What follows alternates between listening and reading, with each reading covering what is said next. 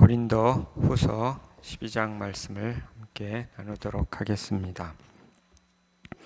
사도 바울은 계속해서 자신에 대해서 변명하고 있는 것을 알 수가 있습니다. 고린도 교회 안에서 사도 바울의 그 사도됨에 대해서 공격하고 또 의심하고 공격하는 그런 사람들이 있었습니다.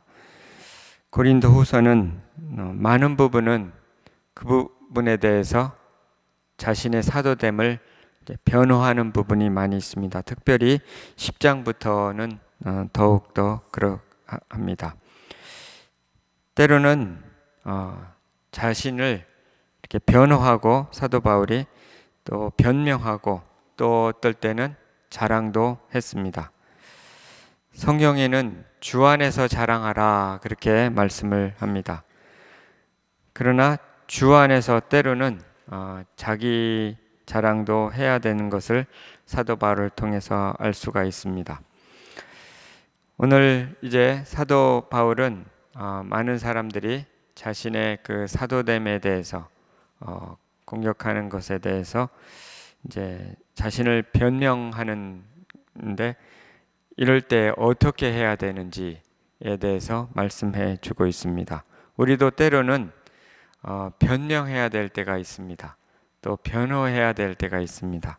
그럴 때 어떻게 해야 되는지 오늘 본문 말씀을 통해서 배울 수가 있습니다. 첫 번째는 복음을 위해서 때로는 자기 변호를 해야 된다 하는 것입니다. 사도 바울은 자신의 사도 직분에 대해서 의심하고 공격하는 사람들에 대해서 자신을 변호했습니다. 그들은 사도 바울이 예수님과 함께 다니지 아니었다는 이유로 사도가 아니라 그랬습니다. 그리고 이제 당시에 사도 바울은 스스로 벌어서 주님의 일을 했기 때문에 하나님의 일을 하는 사람들은 일을 하지 않았습니다. 근데 장막을 만드는 일을 하면서 스스로 벌어먹는 것, 우리는 그것을 더욱더 존경할 만하게 받아들이는데 그때 사람들은 그것이 바로 사도가 아니라는 증거로 삼았던 것입니다. 왜냐하면 다른 사도들은 다 일하지 않고 베드로도 일하지 않고 그랬기 때문에 오로지 복음을 전하는 일에 전념했기 때문에, 근데 사도 바울은 자기가 일을 해가지고 또 스스로 자기 생계를 꾸리고 또 그걸 통해서 또 일도 하고 하나님의 일도 하고 하는 걸 보면서 이 사람은 사도가 아니다, 그런 공격을 했다고 합니다. 또 그는 또 거짓말하고 있다고 그렇게 공격했던 것입니다. 그래서 사도 바울은 이 복음 안에서 복음을 전하는 일에 있어서 자신이 하는 사도 직분에 대해서 이런 공격을 받기 때문에 자기를 위해서가 아니라 복음을 위해서 또 주님을 위해서 사명을 위해서 자신을 변호해야 됐던 것입니다. 그래서 부득불 자기를 자랑할 수밖에 없었던 것입니다. 고린도후서 12장 오늘 1절에 보면 무익하나마 내가 부득불 자랑하노니 주의 환상과 계시를 말하리라. 나도 부득불 하고 싶지 않지만 복음을 위해서 그들이 말하는 대로 가만히 두면 내가 거짓말하는 사람이 되고 또 그대로 있으면 나는 사도가 아닌 것이 되기 때문에 주님 안에서 정당한 자기 방어를 해야 되고 변호를 하고 때로는 자랑을 해야 됐던 것입니다. 그래서 자신은 하고 싶지 않지만 이제 자랑을 해야 되겠다. 진리를 수호하기 위해서 자랑을 해야 되겠다. 이렇게 지금 말하고 있는 것입니다. 사도 바울은 자신의 갖고 있었던 육신적인 것을 다 배설물로 여겼습니다. 자신의 학벌이라든지 혈연이라든지 자신의 출신 이런 것을 배설물로 여긴다고 했습니다. 왜냐하면 그리스도를 아는 지식이 가장 고상하기 때문에. 그런데 때로는 복음을 위해서 이런 것을 사용해야 될 때도 있다고 하는 것, 이것을 오늘 얘기하고 있는 것입니다. 배설물로 여긴 것이지만 때로는 복음을 위해서는 사용해야 된다는 거죠. 자신을 자랑하는 것이 어리석은 것이지만 부득불 복음을 위해서는 자랑도 할 수 있다 하는 것을 오늘 말씀하고 있는 것입니다. 때로는 그가 갖고 있던 로마 시민권을 갖고 있었는데 사실 로마 시민권이 뭐 그렇게 주님 안에서 중요하겠습니까? 그런데 이 로마 시민권 갖고 있는 것도 때로는 사용했습니다. 사도행전 22장 25절에 보면 가죽줄로 바울을 매니 바울이 곁에 있는 백부장도로 이르되 너희가 로마 시민 된 자를 죄도 정하지 않고 채찍질할 수 있겠느냐.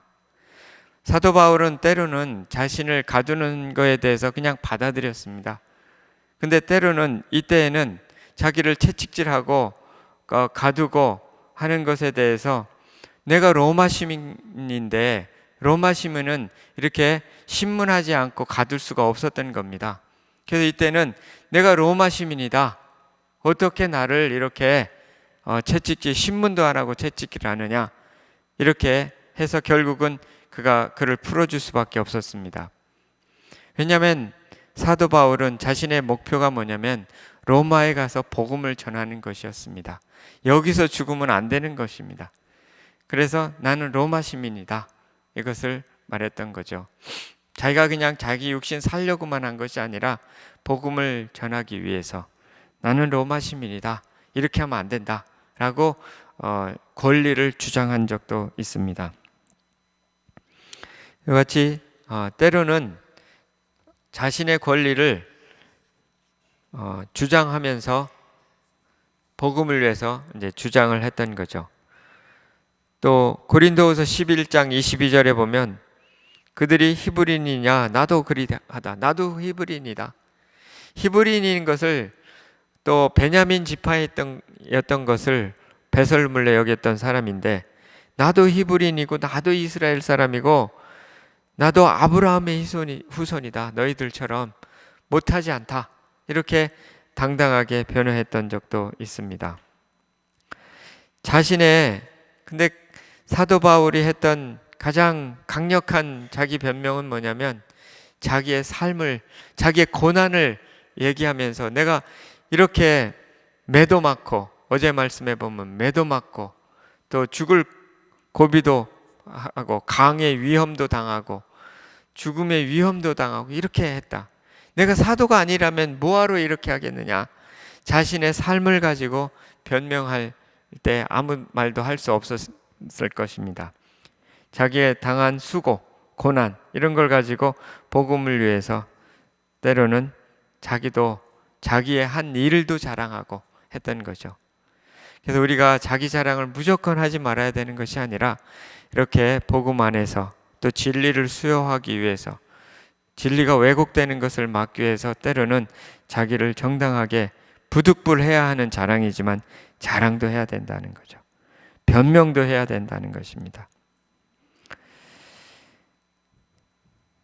우리가 때로는 직장 생활 하면서도 어떨 때는 억울한 일을 참아야 될 때도 있지만 이 억울한 일을 당하는 것을 그냥 지나가는 것이 아니라 정정당당하게 변호하고 때로는 자기 한 일을 나타내고 방어해야 될 때도 있습니다. 왜냐하면 주님의 이름이 잘못되게 하지 않기 위해서, 욕되게 하지 않기 위해서, 또 때로는 참아야 될 때도 있는 이 분별이 필요하다는 것입니다. 분별이. 그래서 이거는 좀 내가 얘기를 해야 될 때다. 그러면 기도하면서 얘기를 하는 거죠. 나도 내가 죄인의 괴수라고 사도 바울은 얘기했지만 때로는 내가 사도들보다 조금도 못하지 않다. 더 많이 수고했다. 베드로도 내가 책망했다. 이렇게 했습니다. 베드로 책망한 것은 말하기 어려운 것입니다. 자신의 신앙의 선배인데 내가 베드로도 책망했다. 이렇게 말하지 않습니까? 저도 이렇게 말씀 전하면서 가끔 내가 무슨 대학교도 나왔다 그러고 삼성에도 다녔다 그러고 은근히 자기 자랑한다고. 필요하면 하는 겁니다. 그것이 복음을 전하기에 필요하다면 쓰는 거죠. 한국 사람한테는요, 제가 경험한 건데 하버드 나온 거 아무 소용없어요. 한국 사람한테는 서울대 나온 게 최고예요. 하버드가 어딘지도 몰라요. 하버드, 그럼 한국의 서울대 같은 학교, 그럼 이제 그때 아는 거예요. 그러니까 때로는 쓰는 거예요.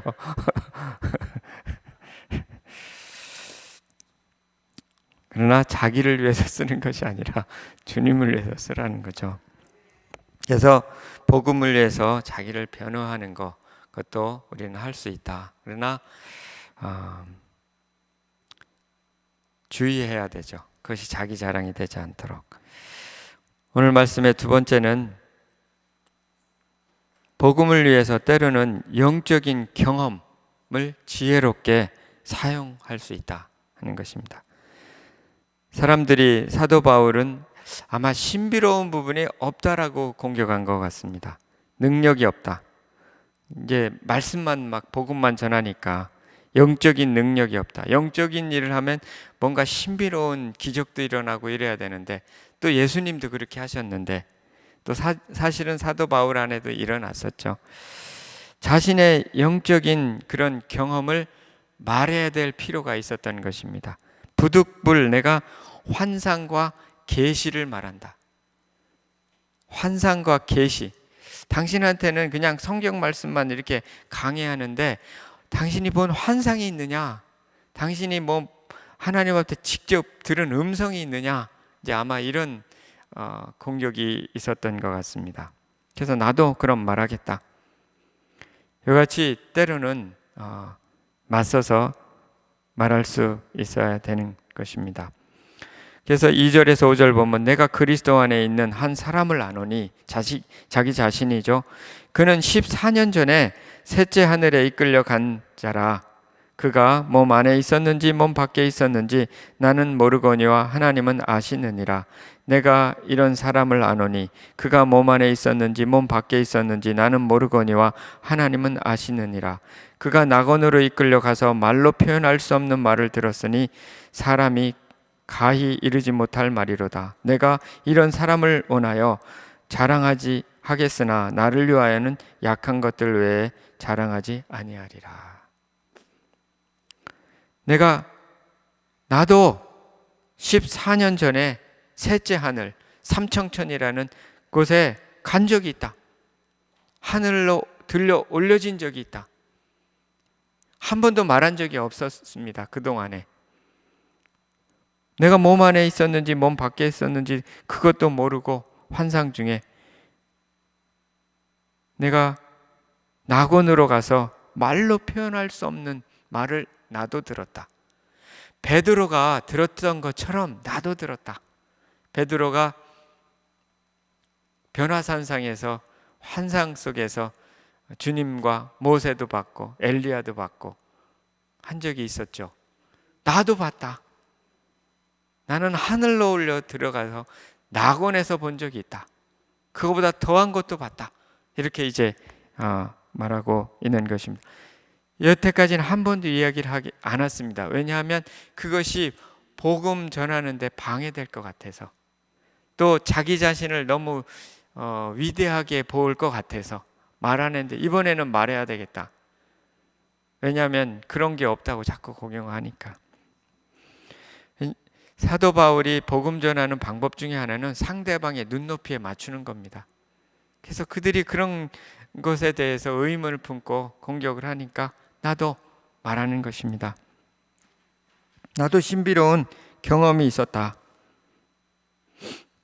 그렇게 해야 그들이 이해할 것 같기 때문에 이제 말을 하기로 했던 것입니다. 사도 베드로도 그가 이렇게 말한 적이 있습니다. 베드로후서 1장에 보면 우리 주 예수의 능력과 강림하심을 너에게 알게 한 것이 교묘히 만든 이야기를 따른 것이 아니요 우리는 그의 크신 위엄을 친히 본 자라. 지극히 큰 영광 중에서 이러한 소리가 그에게 나기를 이는 내 사랑하는 아들이요 내 기뻐하는 자라 하실 때 그가 하나님 아버지께 존귀와 영광을 받으셨느니라.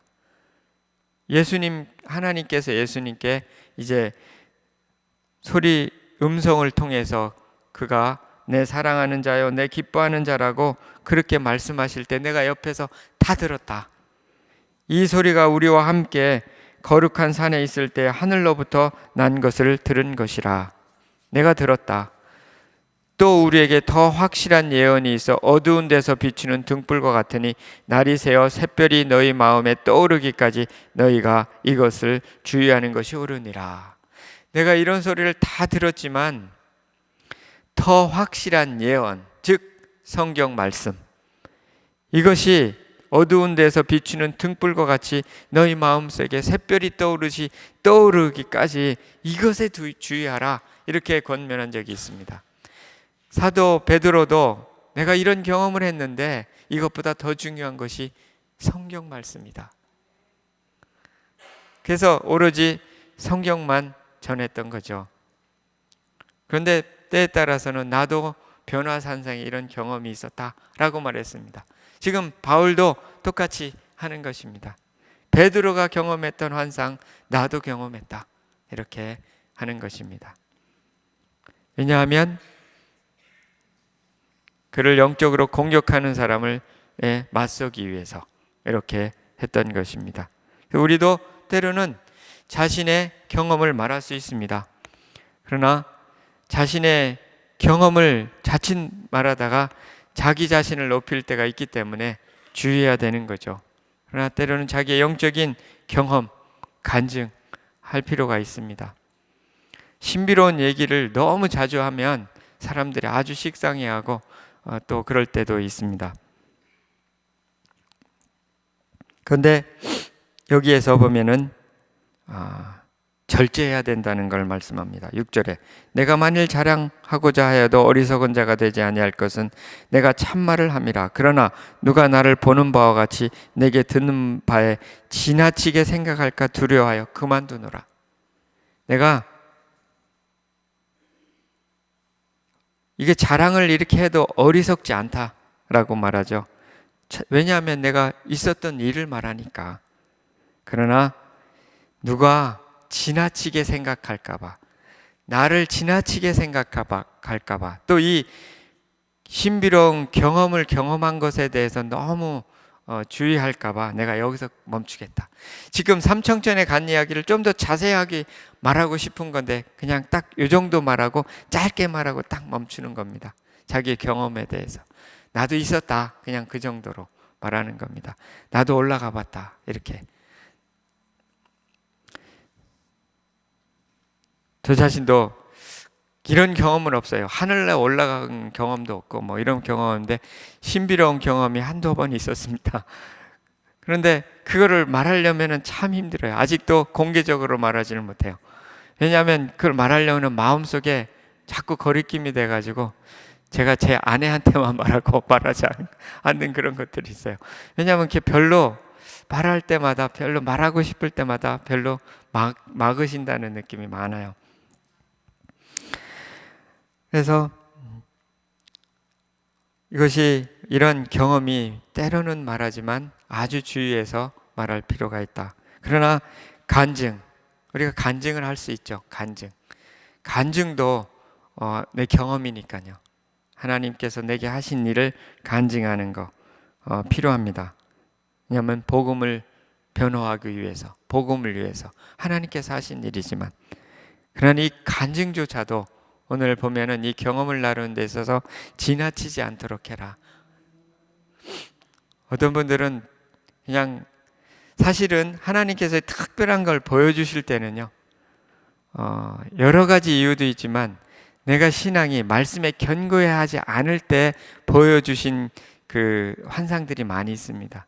아직 어리니까 그런 거를 통해서 이렇게 하나님의 존재하심을 보여주신 것들이 많습니다. 그러나 말씀을 점점 깊이 알아갈수록 그런 신비로운 체험이 적어지는 것을 알 수가 있죠. 기도응답도 때로는 막 기도하면 금방 응답할 때가 많지만 점점 주님을 알아갈수록 기도응답이 더딘 것도 또 우리가 경험할 때가 많이 있습니다. 이것처럼 어떤 경험이라는 것이 우리의 신앙이 미성숙할 때 보여줄 때가 많이 있고요. 어떤 특별하고 위급할 때 보여주시는 것이죠. 그렇기 때문에 그것을 너무 자랑하지 말고 나만 있는 것이라고 생각할 때가 많이 있거든요. 하나님께서 특별히 나만 사랑하시기 때문에 이것을 보여주셨다. 그게 아니라 말씀을 잘 깨닫지 못하니까 그런 신비로운 경험을 통해서 보여줄 때가 많이 있고요. 그렇습니다. 그래서 성경은 이런 신비로운 경험도 말하도록 하지만 주의하도록, 때로는 방언에 대해서 말씀하잖아요. 방언을 하라고 그러죠. 사도 바울이 방언을 다른 사람보다 더 잘했다고 그래요. 그렇지만 방언하기보다 예언을 하기로 힘쓰라. 예언이라는 게 뭐냐면 깨달은 말로 말씀을 전하는 걸 예언이라고 하는 거죠. 방언하기보다는 깨달은 말로 말씀을 전하는 게 더 덕이 된다. 방언하면 자기만 아는 것이니까, 통역하지 않으면. 그래서 방언을 하지만 예언을 해라는 것처럼 경험도 이렇게 지나치지 않도록 해라. 그러나 때로는 이렇게 경험을 말함으로써 대적들에 대해서 변호할 필요가 있다 하는 것이 오늘 말씀 속에서 배울 수 있는 교훈입니다. 또 한 가지는 참 가장 좋은 세 번째는 변호는 자기 자신 약한 것을 자랑한다.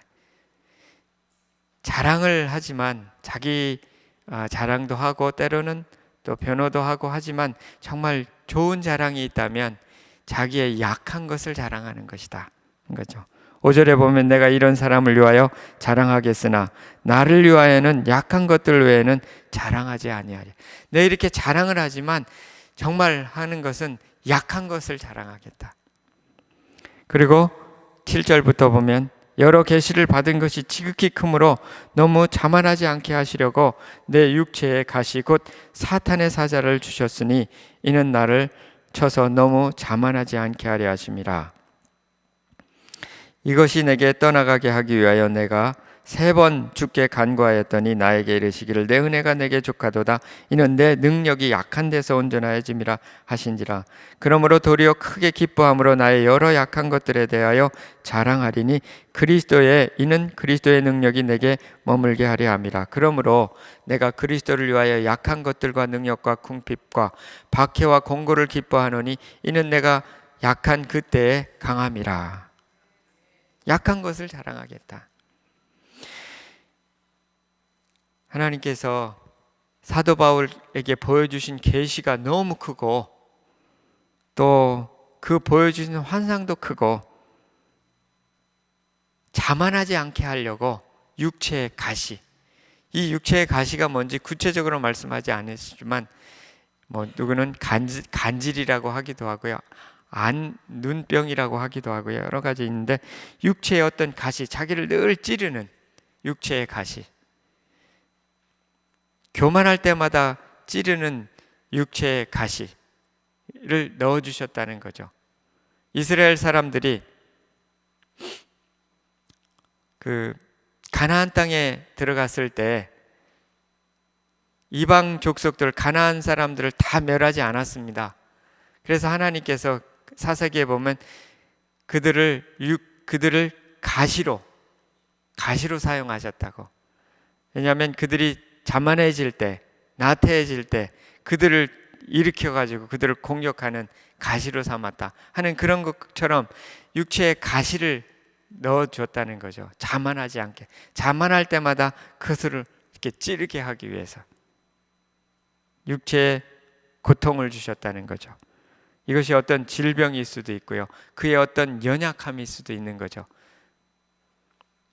이것은 사탄의 사자라 그랬습니다. 사탄의 메신저, 사탄이 보낸 어떤 사자와 같은 역할을 한다는 거죠. 이것은 뭐냐면 그 육체에 있는 가시가 사탄이 사용하는 것으로 될 수도 있다는 것입니다. 사탄의 사자의 역할을 할 수도 있다는 것입니다. 어떤 면으로 넘어지게 하는 요소가 될 수 있다는 거죠. 육체의 가시가. 그래서 사도 바울은 고통스럽기 때문에 이것을 3번 없애달라고 간구를 했는데 하나님께서 주신 답은 그만하면 족하다. 내 은혜가 내게 족하다. 이것 때문에 내 능력이 그 약한 것으로부터 내 능력이 사실은 내 능력이 아니라 그리스도의 능력이 나타나게 된다는 거죠. 이 약한 것 때문에 하나님을 의지하게 될 때 그 그리스도의 능력이 그것으로부터 나올 수 있다는 거죠. 그러니까 사도 바울은 내가 오히려 이제 기뻐함으로 약한 것들도 자랑하겠다. 나의 약한 것들을 좀 고백하고 자랑하겠다. 내가 잘하는 것만 자랑하는 것이 아니라 내 약함을 오히려 자랑해서 그리스도의 능력이 드러나도록 그렇게 하겠다는 거죠. 그러므로 내가 약함과 내가 받은 핍박, 능력 이런 것들을 권고를 기뻐하고 내가 이것을 드러내고, 왜냐하면 그런 것 때문에 내가 강해질 수 있다는 거죠. 나는 비록 이런 것이 나를 연약하게 만드는데 오히려 내가 연약하니까 내가 겸손할 수 있고 또 그 겸손함을 통해서 하나님을 의지하니까 하나님의 능력이 나타나게 된다는 거죠. 내가 약해지니까 온유해지는 거죠. 온유라는 것이 뭐냐면 하나님께서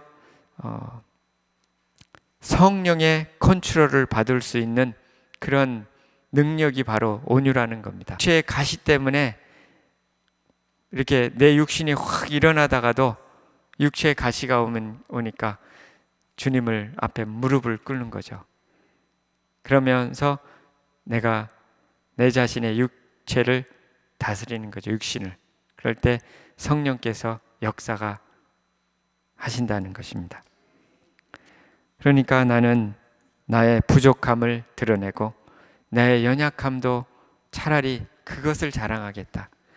나의 잘하는 것, 나의 경험을 조금 자랑하고 주로 내 약함을 자랑해서 예수 그리스도가 드러나도록 그렇게 하겠다는 거죠. 그래서 내가 너무 자만하지 않도록 하기 위한 육체의 가시, 나를 겸손케 하시는 육체의 가시, 이것을 기뻐하노라라고 말씀하고 있습니다. 이런 육체의 가시는 때로는 고난일 수 있는데요. 이 카우만 여사라는 분이 책에 보면 이런 이야기가 있습니다. 우리가 시련을 당한다는 그 사실이 자체가 주님 보시기에는 우리 안에 귀중한 어떤 것이 있다는 증거가 된다는 겁니다. 우리가 시련을 당한다는 것, 때로는 육체의 가시를 품고 있다는 그 자체가 우리 안에 참 귀중한 것이 있다는 그런 것을 의미한다는 거죠. 안 그렇다면 그렇게 많은 시간과 노력을 들일 필요가 없다는 거죠. 그렇게 많은 씨름을 할 필요가 없다는 거죠. 처음에는 우리 마음속에는 어떤 돌덩이가 있다는 겁니다. 아주 완악한 돌덩이죠. 근데 이 돌덩이 같은 것이 이 돌덩이에 같이 섞여 있는 그 무엇이 있는데 그것은 금맥이 그 속에 있다는 것입니다. 그래서 주님은 우리 속에 있는 그 금맥을 보셨기 때문에 우리를 테스트하시고 시련하게 하시고 단련하신다는 거죠. 그래서 때로는 우리를 강제로 시련 속에 집어넣는다는 거죠. 순전하고 아름다움, 정련을 하기 위해서.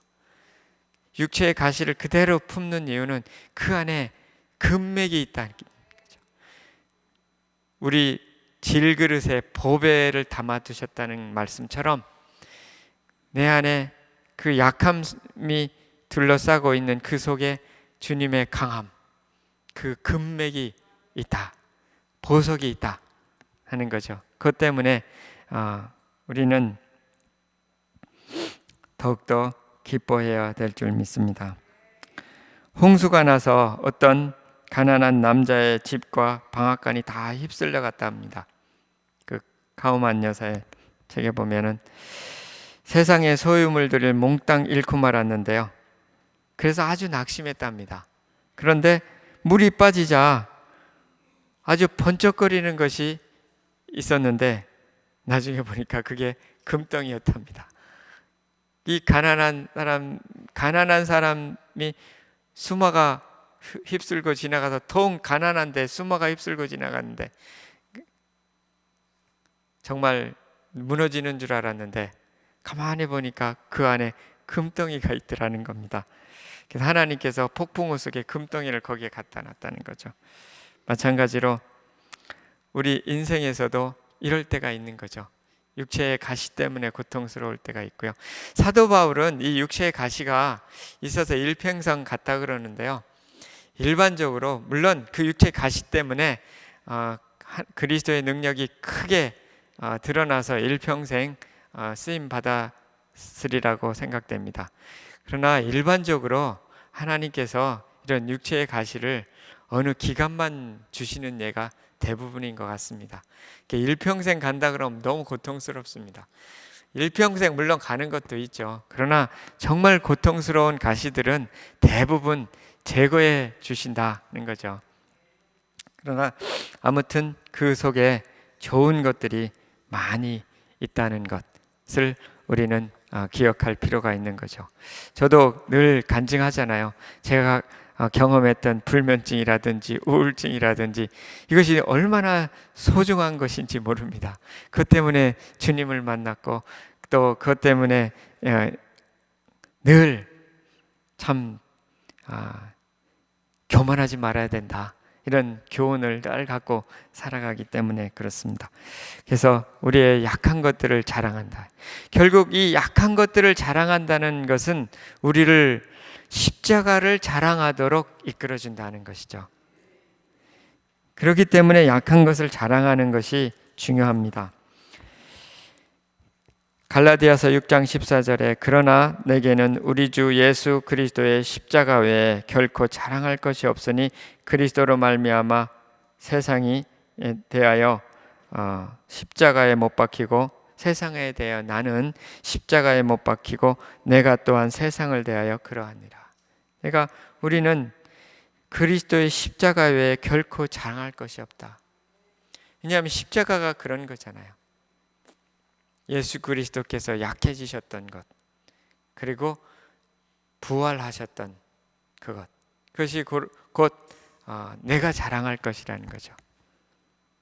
내가 십자가를 나의 약한 것을 자랑한다는 것은 결국 예수 그리스도를 자랑하는 것이 되기 때문에 그렇습니다. 그래서 우리는 정말 나의 약한 것을 자랑하는 데서 머문 것이 아니라 예수 그리스도를 자랑하고 예수 그리스도를 십자가를 자랑하는 그런 삶이 될 때에 진정한 우리의 자랑이 되는 것입니다. 그래서 사도 바울은 처음에는 자기를 자랑했어요. 물론 그것도 복음을 위해서 자랑한 거죠. 자기를 변호했습니다. 우리도 그렇게 해야 됩니다. 때로는 자기도 변호하고요. 그리고 어느 정도 자랑할 필요도 있습니다. 주님을 위해서 변호하고요. 그러나 절제해야 되고, 그리고 그러나 더 중요한 것은 자기의 자랑을 자랑하는 것이 아니라 자기의 약함을 자랑해야 되고, 그리고 나아가서 예수 그리스도를 자랑하고 십자가를 자랑해야 된다 하는 것을 오늘 말씀을 통해서 우리에게 보여줍니다. 그것이 우리의 삶의 능력이고 그리스도의 능력이 우리 삶 속에 나타나는 길이기 때문에 그렇습니다. 오늘도 예수 그리스도를 자랑하고 십자가를 자랑하고 그를 통해서 그리스도의 능력을 크게 경험하며 승리하는 여러분 되시기를 소원합니다.